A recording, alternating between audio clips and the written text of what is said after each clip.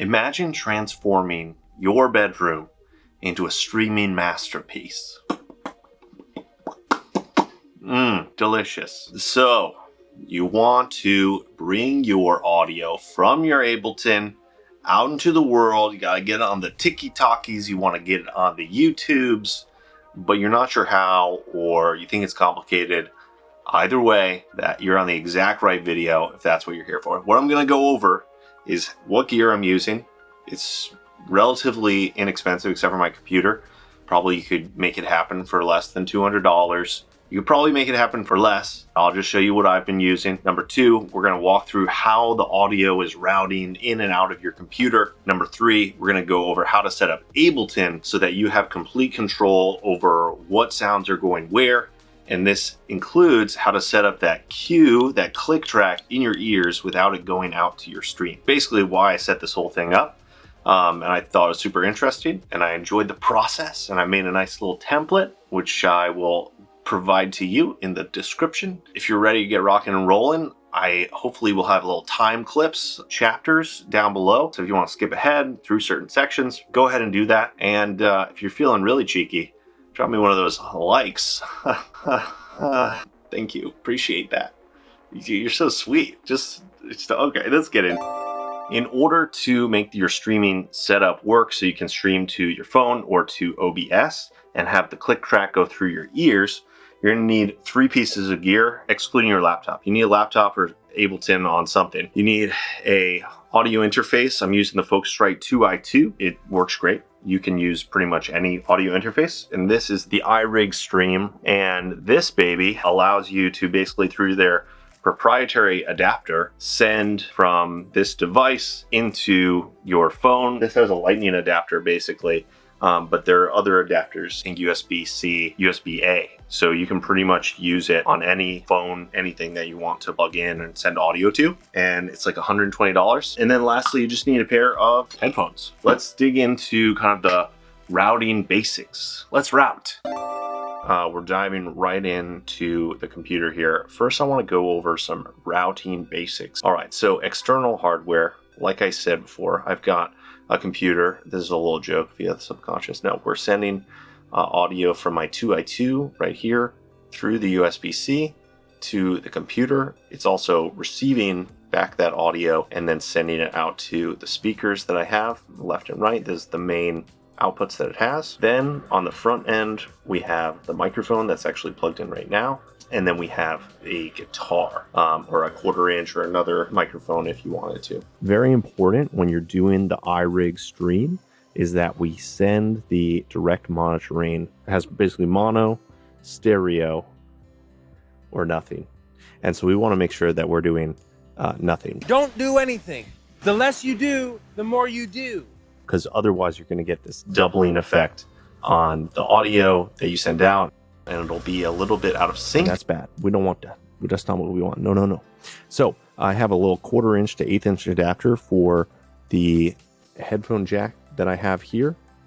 That cable that I showed you before, that's going to the iRig stream, and then the RCA cable is going in there. And then that can be plugged into the phone. Important note about that, when you're plugging it into the phone, you want to make sure you want to turn your camera on, or you want to turn the TikTok Live on before you plug it in, because it basically kind of recognizes it after, and then you can see that it lights up. And then as audio goes through it, it's good about not being super sensitive. You don't need to really turn it up so high to get good volume. And again, you can test the audio that's going to your stream, plugging in your headphones into this side jack right there. That's pretty much the external hardware and routing that's going on. All right, then we're going to go over to our software, right? So like I said, we're getting audio from the 2i2, and when we go into Ableton, we're going to set up its settings to be input is going to be the 2i2, and then the output is going to be what's called an aggregate device. And I'll show you how to set that up. And that aggregate device we're going to do in the audio MIDI setup. And then from there, what we're doing here is we're setting up a few different audio tracks in addition to the master, how we're going to control which outputs we're sending the audio to. The master output is also going to go to the TikTok. Basically, the master is the TikTok.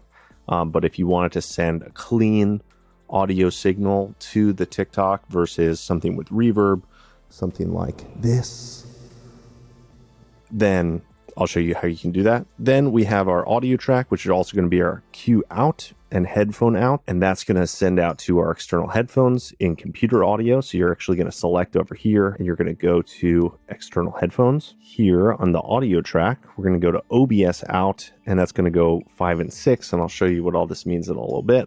And that's basically going to an audio capture device inside of OBS. We're going to select black hole, and that's how we get the audio to OBS. A super quick overview of the audio routing, and let's get into the audio devices here. So you're going to want to go to existential.audio and download the black hole. $10 if you want to donate, but you can also get it for free if you don't have the money. They're super cool about that. Download it pretty much like any other application.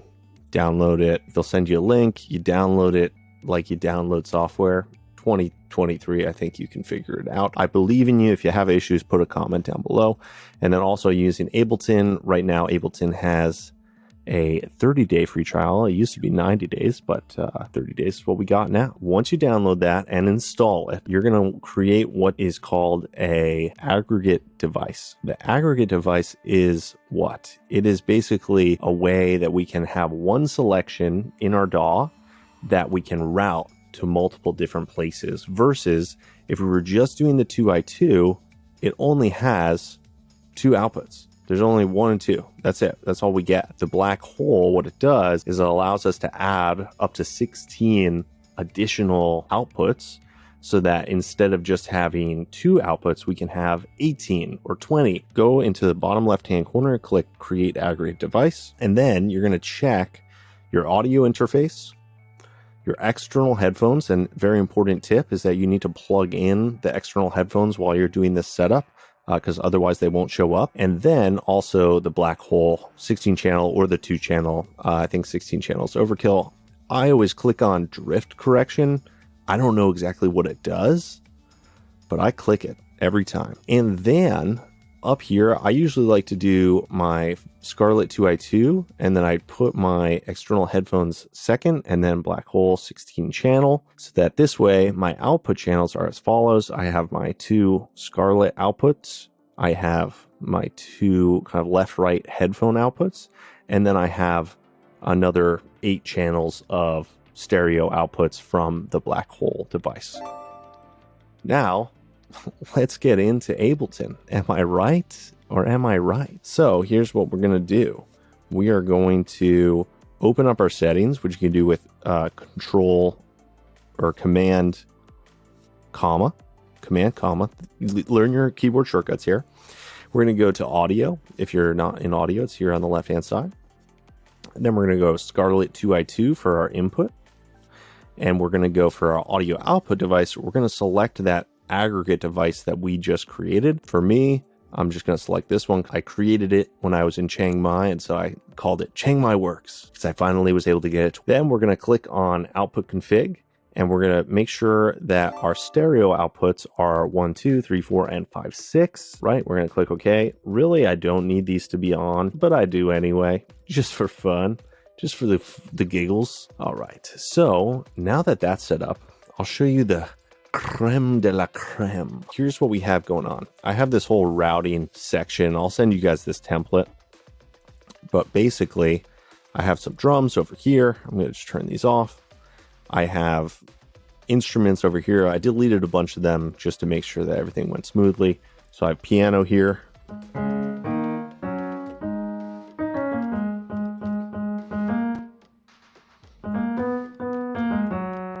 That's it. That's the piano there. And then I have my 2i2 inputs. So I have an audio track here where the audio is from external input 1, and that's where I have my microphone. And then this is from external input 2, which I'm surprised that there's anything coming through there because there's nothing actually plugged in. So that's a little worrying, but that's fine. And I labeled this guitar. And so basically when I click on this sends audio to this group right here. So you can see audio 2i2 inputs. And on this track, I have a couple of plugins here. And then the audio, these 2i2 input right here, this group. And you can always make a new group by selecting 2 tracks and then hitting group tracks. And that's how you get this kind of collapsible thing. I send this audio to the master track right here. Over on the right-hand side, you can see our master track.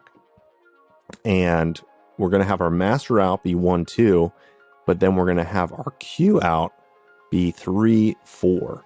Now, the reason for that is this way, when I'm recording or sending audio to my phone from the headphone output of the 2i2, remember when we're sending audio from Ableton back to the 2i2, it only has one stereo output, right? So there's just this output in the back, and this headphone jack output are the same. They're going to have the same exact mix. You can't alter them with the 2i2. In other models, you can. This setup's probably easier with other models, but this is how I figured it out with this. So if we had the cue out as 1, 2, you would just hear the click everywhere. And now the way that we set it up, remember, is that output channels 3 and 4 are going to our external headphones. Now with the cue out, I can play this. I'll hear clicking in here, but through my monitors and through the headphone jack of the 2i2, no click, right? And so your audience, if you're wanting to use a click to just make sure that you're in time, I like to do that, then no issues. I have this whole section of routing. I have another 2 input setup tracks for my input 1 and input 2. And then if I turn it off, nothing goes through. But if I turn it on, then audio will be going through the microphone out into the master channel. And I have this separate from this one because this one I like to use for adding extraordinary effects. Reverb. And you could do that to your heart's content. This doesn't have any kind of mixing or mastering because I have just a super simple like compressor and limiter on here before it goes out, just so it doesn't clip and hurt the audience's ears. We have another track here I've labeled DAW audio, and the audio is coming from the master. So again, it's after this processing, post mixer, and then the audio is going to this group, which is audio to external out 5 and 6, which ends up going to our OBS. Then for headphones, I have basically an option to give myself additional kind of feedback or change the volume of my headphone mix if I want to hear more of myself or more of my guitar or more of the DAW audio. But basically, again, it's going post mixer into this grouping, and then this is going out to 3, 4. And remember, 1, 2 is iPhone and monitors. 3, and 4 is headphone jack. And then 5 and 6 is OBS. Really simply is that our clean inputs here, microphone in and guitar in, are going to our master track, and then headphones, this is going to 3, 4, and then OBS out is going to 3, 4. So basically we're taking this master track, inputting it into this track here, and then we're sending it again out to OBS. Again, we're basically taking the master, we're putting it into the other audio tracks that we need, and then sending those through the various outputs that we need to go to different places and have different effects. Last thing here is OBS itself. So in order to get the audio from 5 and 6, that's where our output is from Ableton, we're going to go plus here. We're going to click on audio output capture. I'm going to create a new one just for example's sake. And we're going to select black hole 16 channel, or if you got the 2 channel, that'll be fine as well. And then that way we have our audio coming through, and I'll show you some piano as well. There we go. You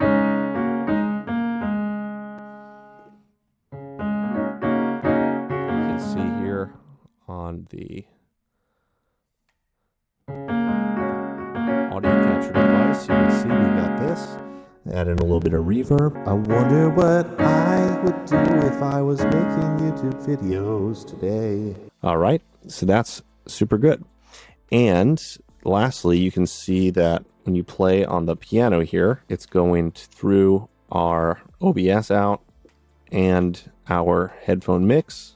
And then basically, once you've set all that up, you can just plug in your phone with the old iRig stream, and you're ready to go. And that's it. I hope you enjoyed this. I'm going to put down the template below. I'm going to come out with a couple more probably template tutorials of how I've been setting up this template so that I can pretty much get to music making in 5 minutes or less without needing to be like, oh, what instruments am I going to use and all this. Please drop a comment, subscribe, give me one of them subscriptions. Not sponsored by anyone currently, sponsored by your love. That's it.